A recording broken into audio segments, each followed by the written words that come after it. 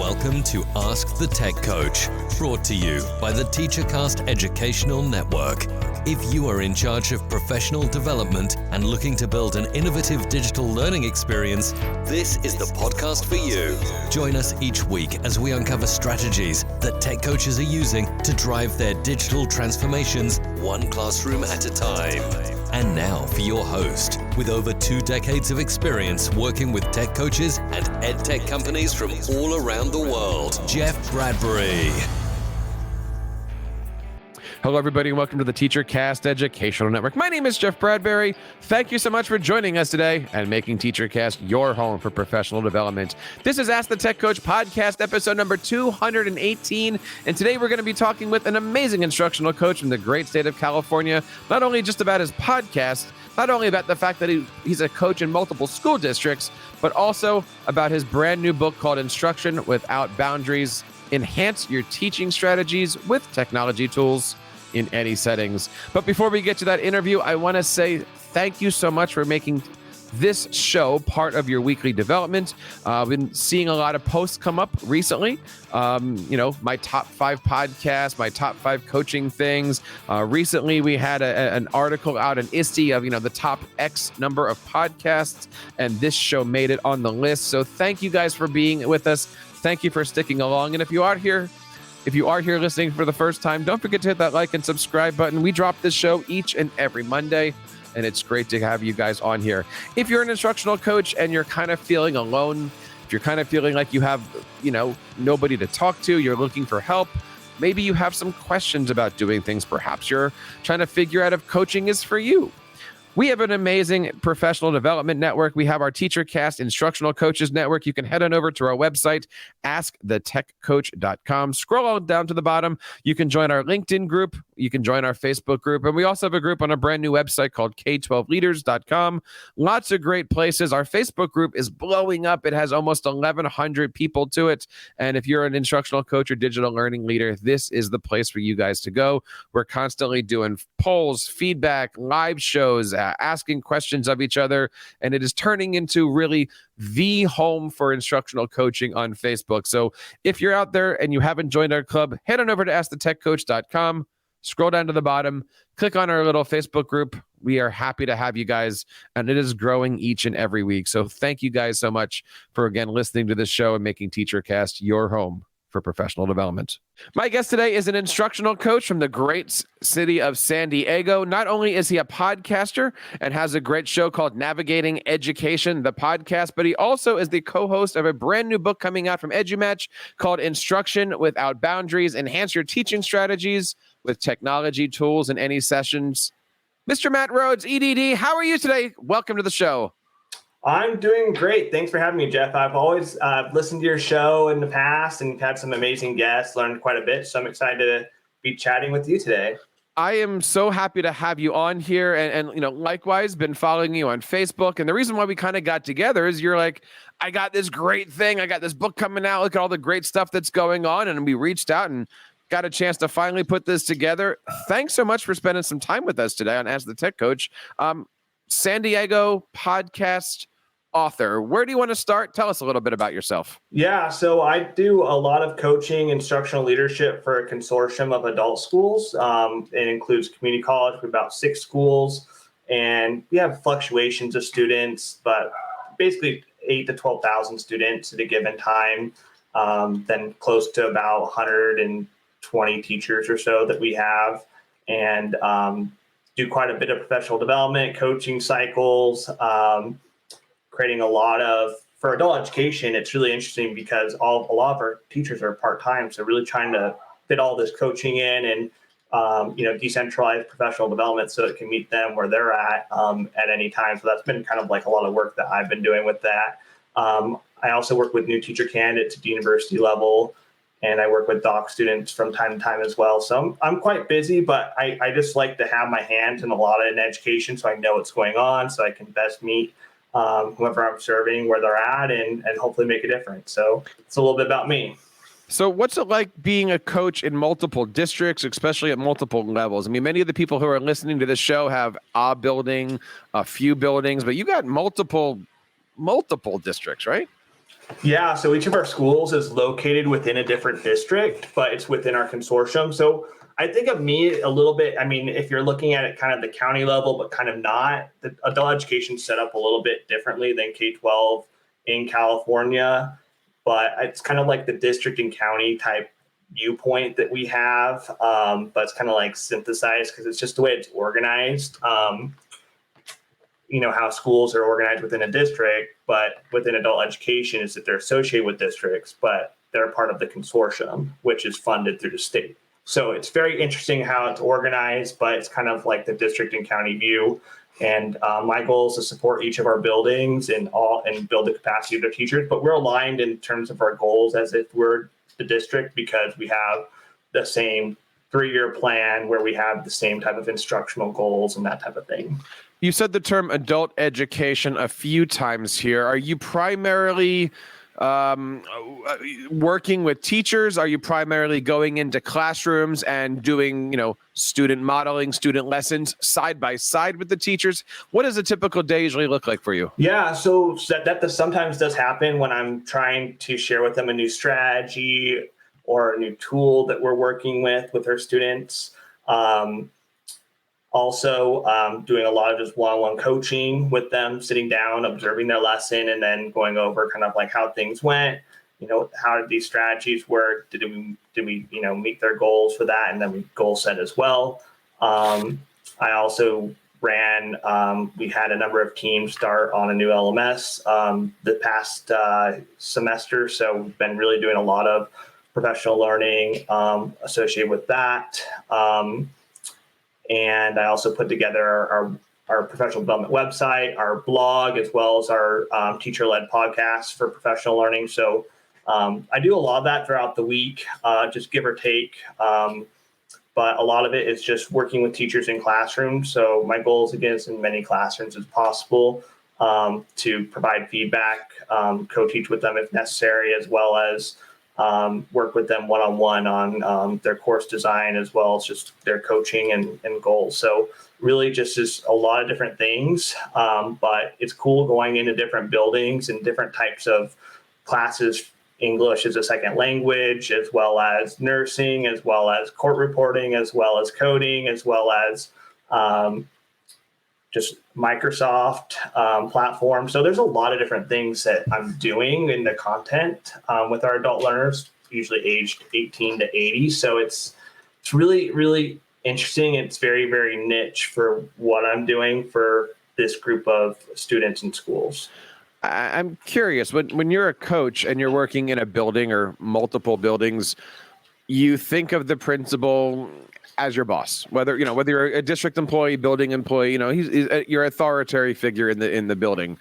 If you're working for a consortium, do you think of the principal more as a client, or is he still? I mean, obviously he's still the boss. He's like, he's the principal. But I mean, is it a different relationship when you don't really work for the district?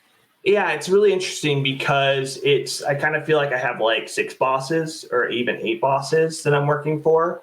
And my goal is to really support them in their goals and their teachers' goals. So it's kind of,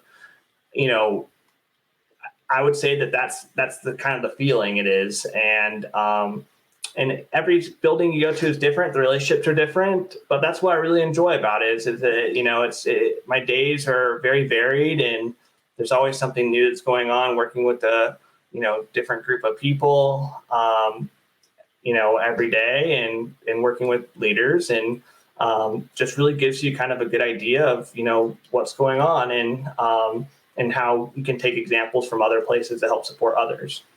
What are you noticing these days as the year starts off? I mean, it's October now. Are you finding it easy to work with teachers? Are you finding teachers are still stressed? Or I'll even ask, are you finding you have a lot of new teachers because of all the turnaround in these school districts? Yeah, so it's a mixed bag, like you mentioned. So we have a lot of new teachers, that haven't taught before. So really just getting their feet wet and just teaching them sometimes the basics, which is good. As well as we have some teachers that definitely feel, I think, it's been tiring over the last few years. But I think that this year, though, at least with the start, it seems like there's a little bit more energy.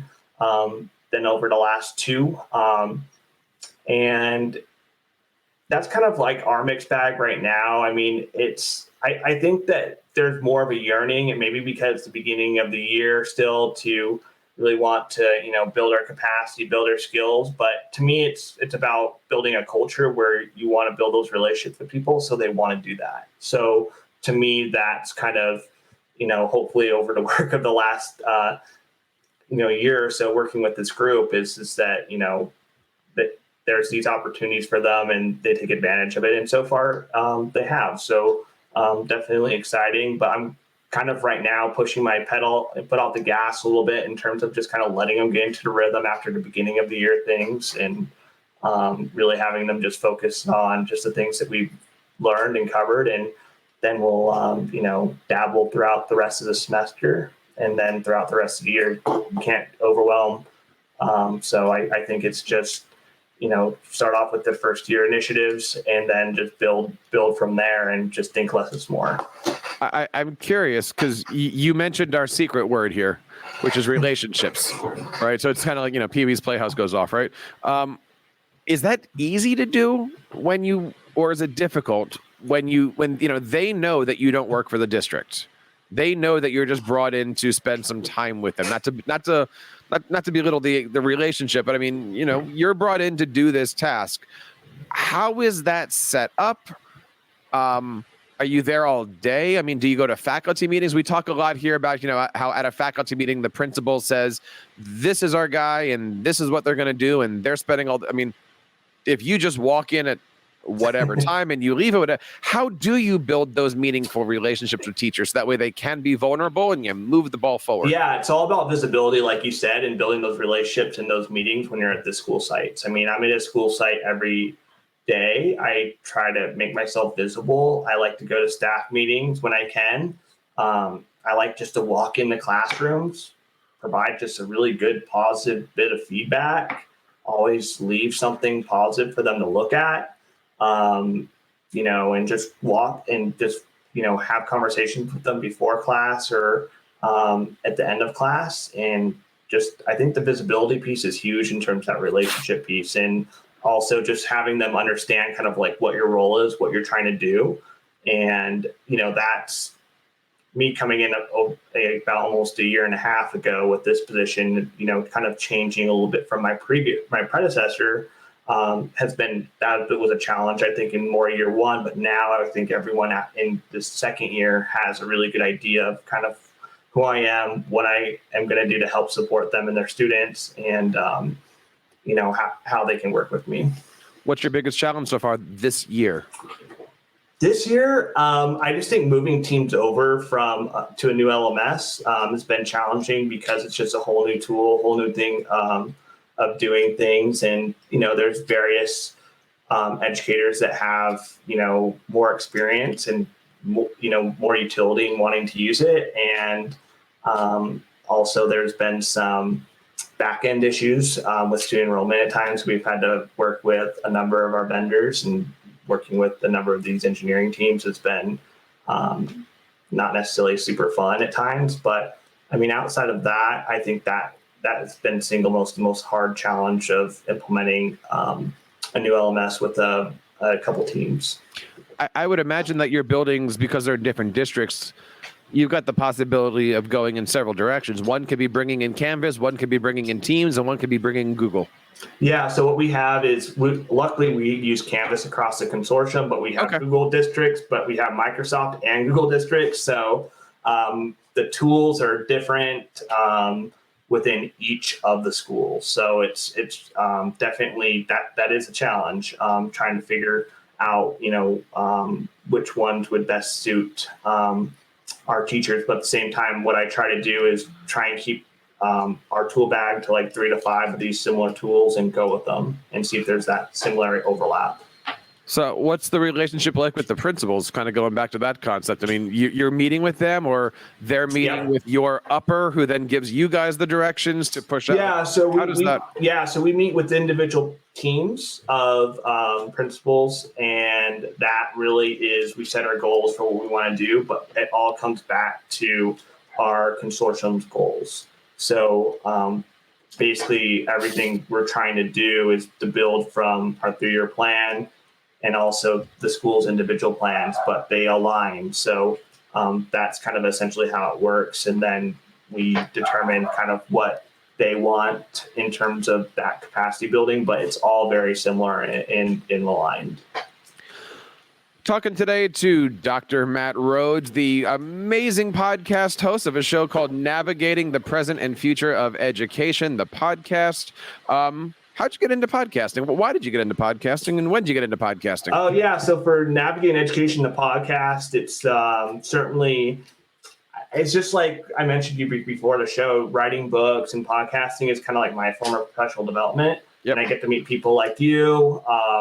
And when I'm interviewing them, I'm taking notes and essentially just learning from them and taking bits and pieces that I think that could best fit for my role and what I'm doing in my context of education. And I think just if you get the opportunity for people to listen to our conversations, I mean, I think that's great, and you're amplifying voices at the same time. So I think it's a win-win for everyone, and I think that a lot of podcast hosts treat it that way.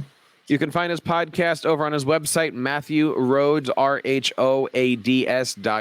And all of his shows I'm seeing are amazingly produced on YouTube as well. Do you have a favorite episode? Do you have a favorite guest or a favorite moment? Because I've been thinking about this now. I mean, I've been doing this for 11 years. Oh, my gosh, yeah. Looking back, like a lot of these just start to pop out. A lot of these kind of blend together. But like, what have you picked up? Or I'll even rephrase the question for you. What have you learned from podcasting that you can apply to your instructional coaching?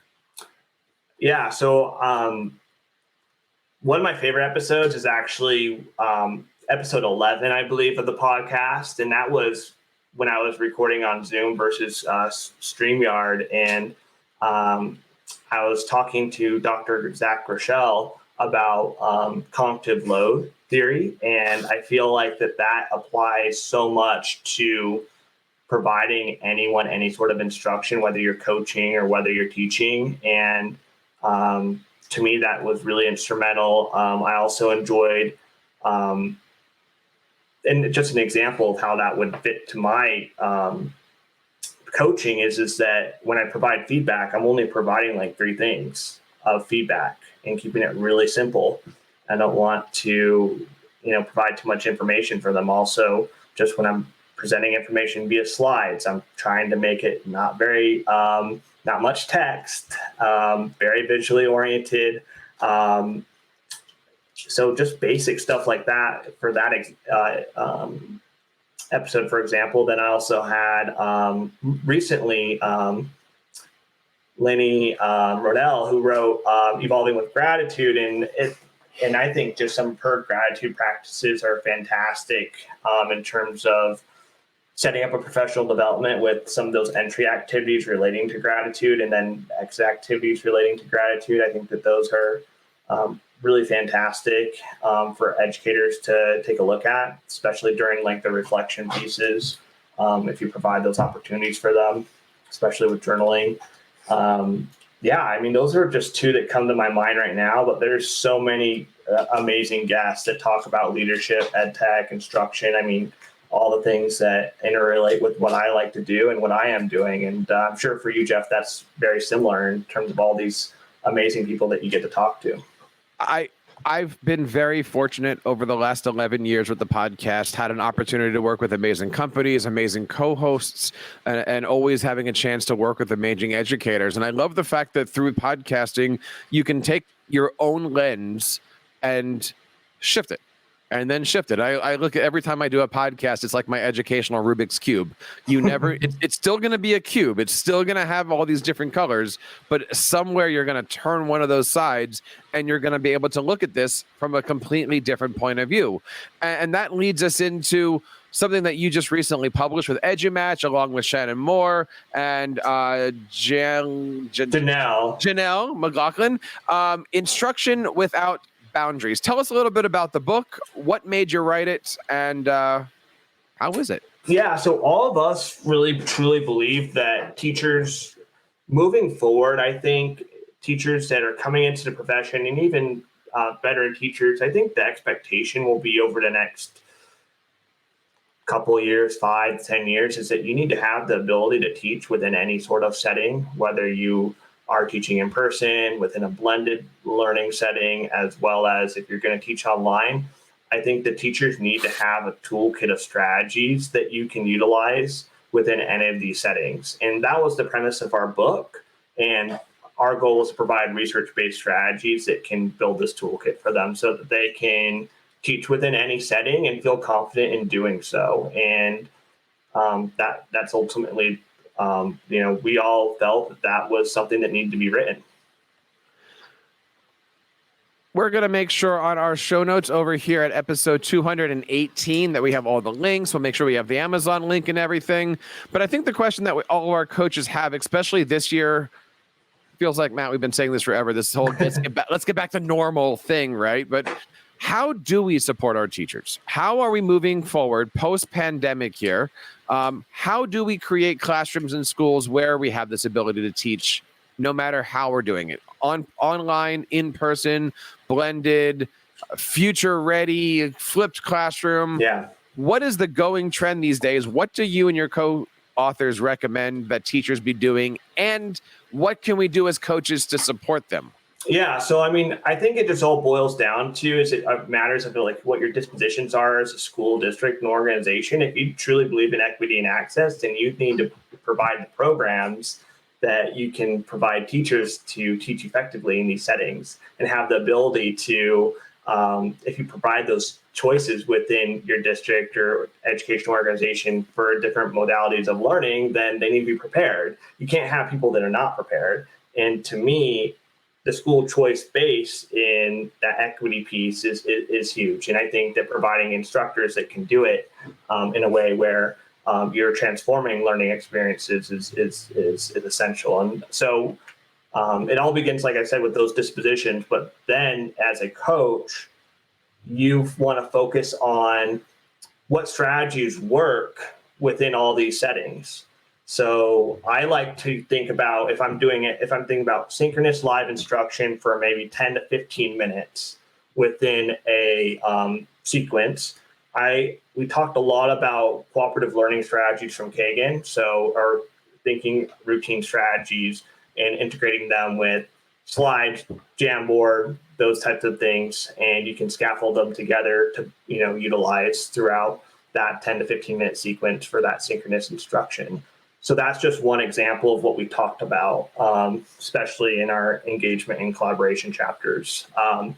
So that's one of the goals. But also, for example, let's focus on digital classroom routines, which builds digital literacy, which also relates to equity and access, right? Because if you don't have digital literacy, how are you able to access various content areas of information? So we really focused on, regardless of what setting you're teaching in, you need to build those digital classroom routines, but also if you're teaching in multiple settings, you have to marry them together with in-person classroom routines. So building that foundation. So that's just kind of like a little bit of what we talked about, but we covered things like project-based learning. We covered things like design thinking. We covered formative assessment, which I believe we're in the age of formative assessment and feedback. So I think that we just cover a number of these strategies that can be utilized within any of these settings. And hopefully, if you're a coach, you can take a teacher and, look at what are their strengths. A lot of teachers are doing amazing strategies thus far. And you can think about, hey, maybe you're using a Google Jamboard and you're utilizing maybe like a strategy such as think, write, pair, share, or notice and wonder protocols. And you can say, hey, you can do this in person, you can do this online, and you can do this, for example, you could start it in person and then you could have them do it, asynchronously, and just provide them these examples of how this can happen and build their capacity from there. I think the book is fantastic. It's broken down into, I believe, 5 big sections, 5 big chapters. You can read it section by section. You can read the whole thing cover to cover. Let's take a moment because there are, 5 major pillars here. Chapter 1, classroom routines without boundaries. What are we going to be talking about that? How do we create classroom routines but without boundaries?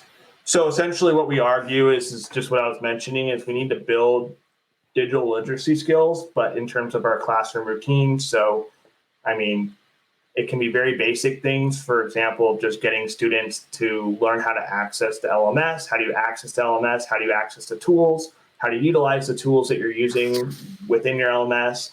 But also thinking about the marriage of possibly in-person classroom routines, such as entering, accessing the classroom, accessing the devices. How do you properly use the devices? Also, this notion of digital citizenship. How do you behave in online spaces as well as in-person spaces? I mean, there's different guidelines for each of those realms. So we really talked a lot about that within chapter 1. And I think that regardless of, even if you're teaching fully in person, you probably have some aspect of your classes digital. So we felt that, it would fit to many people because you got to build these skills and routines so that the instruction that you're providing is effective, and it's actually over time will become easier for you. In chapter 2, you're talking about student engagement in the classroom, but without or with defined. Wow, let me start that one over. It's been a long day, everybody. Student engagement in classrooms without defined borders. And I'm curious about that because even today I was at a meeting and somebody was mentioning that they, as a coach, they went into a classroom. The teacher thought they were doing student engagement because they were allowing the kids to be engaged.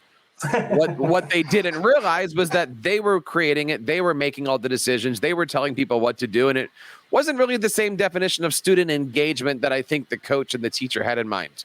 What is student engagement in classrooms without defined borders means? So we talked a lot about like cognitive engagement as well as synthesizing it in forms of like active learning strategies. So, it doesn't mean that the student is actually learning when they're actually doing something. So we need to look at first, one, even if they're doing something, are they aligning it to the goals of the lesson? And then also, we want to look at, how can we make it, we talked a lot about concept mapping and prediction strategies in this chapter, which you can, do a lot within any sort of content. And we align that with just being really intentional in terms of, how are you using these strategies to align with your lesson goals, which then you can then assess for performance and determine over time whether students, were actually engaged because did they actually pick anything up. Chapter 3, you talk about student collaboration. One of my favorite topics, obviously, triplet dad. I'm always about making sure that kids are working together and doing things. Talk to us a little bit about student collaboration. So we talked a lot about in that chapter. I did a lot of Kagan cooperative learning strategies, but we also focused on like structured academic controversy and Socratic seminar. But we put a twist to it is that you can do these within any setting, and you can do it essentially. I think structured academic controversy asynchronously if you have the scaffolds in place. We mentioned jigsaw strategy that you can utilize within any setting. Digital gallery walks versus in-person gallery walks, and strategies such as collaborative concept mapping. So there's quite a bit in there. But I think what we do is the first couple chapters is build a little bit of a foundation because we go in later in the book and talk about like design thinking. Yeah. So you can take some of these strategies and incorporate it within design thinking frameworks. For example, within design thinking, prototyping, you can be using a strategy such as prediction. How are you going to predict based on these number of variables or this fact pattern that we have here? So we really go in and talk about that later on. So that's a little bit of what we talk about in the collaboration chapter. When we're looking at using this book or when we're looking at our own instructional coaching models, one of the things that keeps coming up to me, and I'd love to get your thoughts on this because, you work in multiple schools, you work in multiple buildings, and I know you have a chance to work with coaches around the country.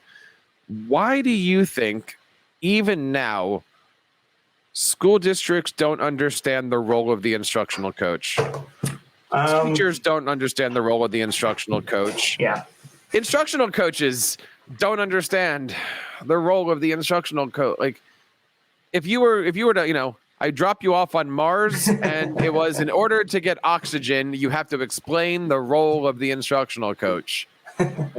What's your thoughts? And this is East Coast to West Coast here. So so it's really interesting. It's funny in California, for example, there's not as many instructional or digital learning coaches as in, I would say, the state of Illinois in the Midwest, and also in states. I believe you're in Philadelphia, correct? So yeah. So, I mean, it's very interesting how various parts of the country view instructional coaches or invest in instructional coaching. And I also think that when you think about a lot of the literature, maybe 5 to 10 years ago, there wasn't as much discussion or widespread notion of instructional coaching. It's more based on instructional leadership. So I really think that there's not like a uniform idea of how people want it to work within schools and districts across the country, because I think everyone has their own needs and education is very localized. But I do think instructional and digital learning coaches essentially should be essentially alongside with their instructional leader implementing policy in terms of, hey, how are we going to build that capacity? How are we going to fill this gap for our teachers? And give them the confidence and efficacy to essentially grow and have amplify what they're doing and focus on strength-based. I've seen it be used for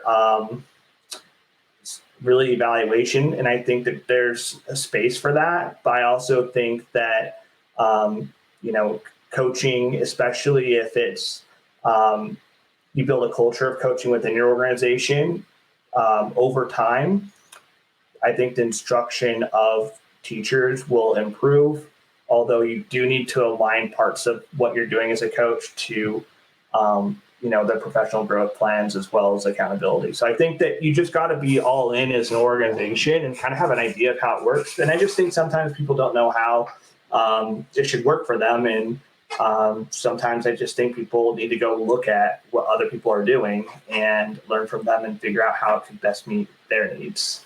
I'm noticing a lot, unfortunately, I will say a lot of coaches that are right now either looking at or have already left the position. And obviously we're not going to mention names, but there are some, I'll say big name instructional coaches out there that, you go in on day one as a coach and next thing you know, you're substitute teaching for the week, or you lost your coaching job because you've now been made a third grade teacher for the year. Yeah. What do you say to these people? How do you support these people? These are questions that Sue and I ask each other constantly with the Instructional Coaches Network and with the podcast. Like, how do we support these people who want nothing more than to be helping other teachers, and they want to just give up their entire career, their pathway, their hard work? And I'm struggling with this. What's your thought on it? I just think that right now in education, it's really difficult time in terms of the teacher shortage. It's being, it's across the country. People are still just treading above water. And I just think it's, in general, a very difficult time in education. I think that probably 5-6 years ago, it wasn't the same climate that we were in terms of instructional coaching, especially if it was a district or organization that really invested in it. So I really think that has something to say about it, as well as, like I mentioned before, it's about dispositions and values and how you're going to fund these positions. And the research is clear is that a good instructional coaching, good instructional leader can take a third, in terms of experience, a year 3 teacher and make them an 11-year teacher. I mean, in a couple of years. to me, that just shows dividends. And if you care about student learning, you want to be, putting in programs that can help build that capacity of your educator and your teacher workforce, so that, as a result, you'll see in a lot of these other metrics that states and accountability measures are utilizing, that they're gonna, it'll look good. It's just something you got to be patient about. If you're looking at it from like the highest level, you just got to be patient with it, and you got to learn from other people. If you're out there and you have questions about anything, if you're sitting there going, how do I become a better coach? What do I do? You might be sitting there saying, hey, that's me they're talking about. I'm kind of drowning. I need some help and advice. That is why we have Ask the Tech Coach here each and every Monday. And of course, we have our Instructional Coaches Network. Find us on Twitter at Ask the Tech Coach. Matt, I would love to have you come back on and do a second round of this. I'd love to invite you to come on with your other co-hosts to do a second round of this. Where does somebody go to find out more information about the great work that you're doing, whether it be the podcast, book, blog, whatever? Yeah, just go check out MatthewRhoads.com, RHOADS, or follow me on Twitter at MattRhoads1990. And very, keep active in terms of my blog, podcasts, and books. And I just, like supporting educators, and I hope that we can all learn from each other. We want to say thank you one more time to Matt Rhoads for coming on. Don't forget to check out his book. Don't forget to check out his podcast. He is absolutely crushing it from the start. See, that was a tip for your previous book we didn't even talk about yet. We want to say thank you guys out there for making TeacherCast your home for professional development. This is Ask the Tech Coach podcast, episode number 218. Next week, we've got some great things coming on. We've got a fantastic guest. And don't forget to check out our brand new newsletter each and every Monday morning. We don't not only drop a podcast, but we have our newsletter out on LinkedIn and also out on our mailing list. So check all that stuff out. And on behalf of Matt and Sue and everybody here in the TeacherCast Educational Network, my name is Jeff Bradbury, reminding you guys to keep up the great work in your classrooms and continue sharing your passions with your students. You've been listening to Ask the Tech Coach, hosted by Jeff Bradbury of the TeacherCast Educational Network. Please reach out to the show with all of your questions on Twitter at AskTheTechCoach or online at www.askthetechcoach.com. Be sure to subscribe to our podcast so you don't miss any future episodes. And please take a moment to write a review in the App Store.